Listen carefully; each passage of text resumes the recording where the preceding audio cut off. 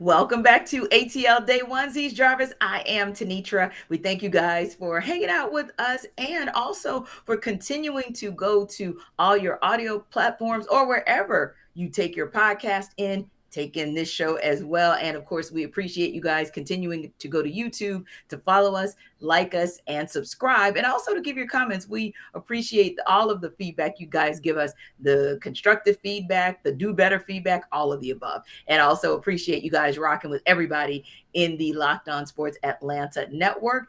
And Jarvis and I personally think that you guys, low key, some of you are now rocking with the Falcons again after you saw the entire picture of what they did for the 2022 draft. So we did talk about, of course, Drake London, first round pick, wide receiver, where not everybody in Falcons country was feeling it. Some folks was feeling some type of way. Some people were head scratching, and others were. And then this group, at least these two, got to the point where we said, you know what, we're going to fall back. Let's see what the rest of it looks like. So then we see a guy that we were both high on in Penn State defensive end, Arnold Ebiketie, or AK, as they like to call him. T. Hold on now.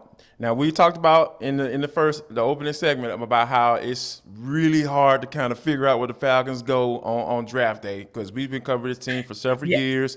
Now I have to stop. That's why I'm stopping this show right now. Okay. Have to give you your credit. You picked Arnold Ebiketie, in the second round for the part of ATL Day One's mock draft. So, I'm going to have to give you your flowers, give you a round of applause. The draft guru, Tenitra Batiste. Yes, go ahead and continue because, my sister, you did your thing. Exactly. We were excited to get one right. Like, what? Right. Hold your horses. So for us to get one right was like super duper exciting across. Look, we'll both take a little cosign on that one because we both still liked what we saw in him. And now that I've heard a little bit more and seen a little bit more on the tape, like I'm smiling even more. It's like the more I see and hear, the more I want to see and hear. We'll talk about exactly what that means to the two of us as we continue through this segment of just a deep dive into this draft. So also, Jarvis and I think we smiled when we saw Montana State linebacker Troy Anderson get drafted, a little nod to Cincinnati QB Desmond Ridder, but we'll talk about how we felt with that one as well. Western Kentucky linebacker D'Angelo Malone. So anytime you get somebody who can even help on that defensive side, you already knew that was going to make ATL Day One smile big. A running back, Tyler Algier, important because, of course, we now know that Mike Davis has been released from the Falcons. And, of course, you've got your offensive guard, O-lineman Justin Schaefer, and tight end John Fitzpatrick, which makes the Dogs Nation smile a whole heck of a lot. Indeed. So, Jarvis, I think overall, while we will hold and pause on our grades, I think we can at least agree that we are very pleased, and we do think that what the Falcons did in Flowery Branch for the franchise this past weekend is a nice foundation in the second round of the Terry Fontenot and Arthur Smith regime. No doubt about it, because when you think about the glaring needs coming into this draft, right? I think that it was probably edge rusher. No, it wasn't probably. It was edge rusher. Let me correct myself.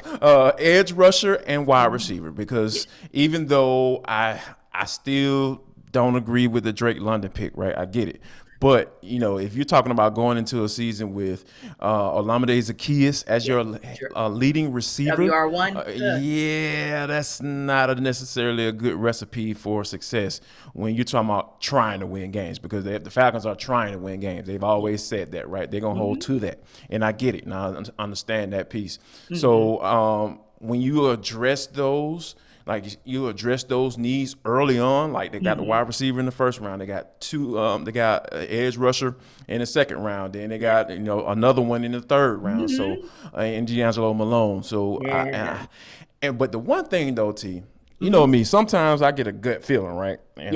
I call it my futuristic gut. With the pick of the Troy Anderson pick is interesting to me because when you think about that linebacker room, it's a little loaded. We're talking about Michael Walker, who played well, who had to gain weight, to step into. We had a conversation with him coming into the offseason last year. Yes. And he talked about how that was an adjustment for him. Hmm. I think he's going to be around here. I think so And you too. talk Yeah. about Rashawn Evans, who they brought in, who Hmm. was very familiar with Dean Pease's system. Yes. And then you have Troy Anderson, who they Hmm. drafted, who's a guy who's a big guy, 6'4", 240. He's Oh a yeah. prototypical linebacker in this type of scheme, right? Guys who Hmm. have to be able to take in shed blocks and all that type of stuff. Yes. Notice I haven't named somebody yet. Deion Jones, and Uh huh. I'm gonna get your thoughts on this, Yeah. right? Yeah. Because is Deion Jones being phased out?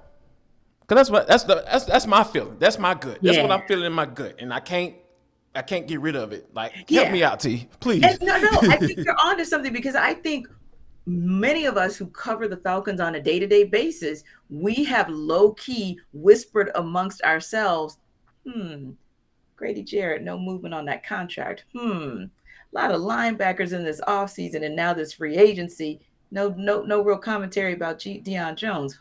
So I believe a lot of us have looked at that and said, okay, we know that Dean Pease is the wizard. So you can Right. say that it's a base 3-4, but he'll put out there whatever he thinks he needs to put out there to get at effect, or like you like to say, touch the guy under center, right? And Yes, no so doubt. he's looking across that entire space. I'm looking across, you're looking across, and I think this is interesting too. When you think about the specific skill sets of an Anderson or Malone versus say what the skill set has been for Deion Jones, how we had seen sort of a drop off, if you will, last year, and Yeah. it seemed like there were upticks, The but it past also couple of years, yeah.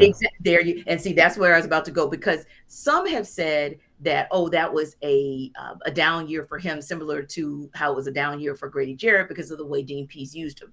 Not so fast. If you look at the numbers before Dean Pease got here, Deion's numbers were still trailing down. So you do wonder if there's a possibility that this could be a phasing out of him. And then you have these guys in sort of, I don't want to call it a down year, but sort of a down year before you completely round out this roster and you have the opportunity to still build them up under somebody like a Dean Pease who can get them to that next level, say the way that he did Foyer. Yeah, and I think that, just from a standpoint of figuring out how to use him, Yes. because I don't Yes. think it's necessarily going to benefit them if they do cut him or trade him. You, I'm not saying I'm a salary cap expert, but just looking at the numbers, it just doesn't seem like it would make sense, and it would make sense it will make more sense for them to go ahead and figure out how to use him, right? So I think that with that, I believe that he probably will be on the roster, but I'm sure But they've been figuring out, trying to think trying to about, like, figure out, figure yeah. out how they can make it work, and I don't blame them for that, because, like you said, Yeah. this is a new regime, Hmm. and you're trying to bring in guys that are going to be around for a while. Yes, and when you look across that roster, we can even say on offense as well, we've seen many spaces and places where Arthur Smith and Dean Pease, that group, that duo, if you will, from the Titans, have brought over people who fit in their systems previously and fit and had some level of effectiveness where they can hit the ground running. So yeah, Hmm. definitely. But speaking of hitting the ground running, we've been talking as well about this particular draft class, and couple of questions came to mind. So I'm going to just throw all three of them out there because I know that we have, in the interest of time, because you guys know we can talk Falcons all day. But I got Indeed. three questions for you that I've been pontificating on. Now I want you to. So throw them all out at you. Number Okay. one is like a 1A and a 1B, but we'll call it a 1 and a 2. Of this draft class, these 8 individuals, who do you see, Jarvis, as someone or someones who can be a day one starter, game one come September?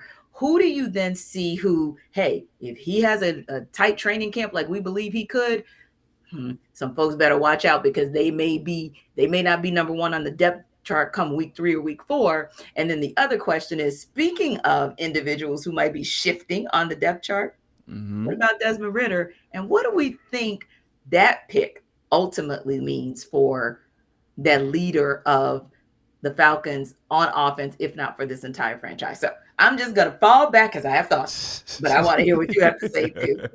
You know what? To start off, the first couple of questions, I kind of grouped them in together, right? Yes. So I think that the fact that the Falcons traded up for Arnold Ebiketie, Mm-hmm. they went from 43 to 38, Yes. and they gave up a 4th round pick of their only fourth round pick Yeah. to move up. I think that he's a guy that I feel like, barring injury, like Yeah. he's going to be day Day one one. starter, Agreed. hands down. So Agreed. Oh, and I Jarvis, I'm really glad you said that. If I can caveat it, besides Drake London, we don't have to talk about him. He's the obvious. So I'm glad you right, of started course, with yes. K. Yeah, yeah. So yeah, I'm automatically assuming like he better be a starter, day Exactly. one So yeah, starter. we'll start You with AK. get drafted eighth overall. I don't care what position you play. You better be number one, day one, guaranteed. But yeah, I think Arnold Ebiketie is that day one guy Hmm. that is coming in. And to be honest with you, I'm gonna go a little kind of combo the last two questions, right? Hmm. I think that if Marcus Mariota isn't able to stay healthy, which is a pretty good bet because Yeah. given how his career has gone, Hmm. I think Desmond Ritter, if he comes in and has a really good camp, and he can kind of maybe pull a Russell Wilson type situation Yes. and say, hey, you know what? We paid Matt Flynn all this bread, but this Right. Russell Wilson kid, but He's he is something the special. real deal. Yeah. So, and we'll take our lumps with all the other issues, but Hmm. overall, we think we know that this dude has a lot of upside, and that's the thing about it because we already know what Marcus Mariota pretty Right. much We know is, what it. right? We Yes. know exactly what he is right now. He's this far along in his career, Hmm. but if Desmond Ritter comes in and says and is able to do the basic things right, Hmm. exactly what Arthur Smith wants him to do, I think. I'm sure they picked him in the third round, so clearly he has upside. So I Yeah. think Marcus Mariota may be on notice. He better be on notice because I think Desmond Ritter is coming, especially when you're here talking about winning Super Bowls and all that stuff. Agreed. Agreed. I'm not leaving until I win a Super Bowl, boy. That's Right. what I'm talking about. You coming here kicking doors in. And so yeah, I agree with you. I believe that when you trade up for AK, you're saying that I'm looking at a guy who can give me what I need, not just in terms of rushing the passer, but he is good in terms of his run defense as well. So when Right. he gives you that versatility to be able to affect the game on the ground and in the air, you want that guy to be able to hit the ground running. So I do think he's that guy. And I want to add one more to your Desmond Ritter. When I look at him, he's been by the pundits who watch these games and watch these players 24/7, 365.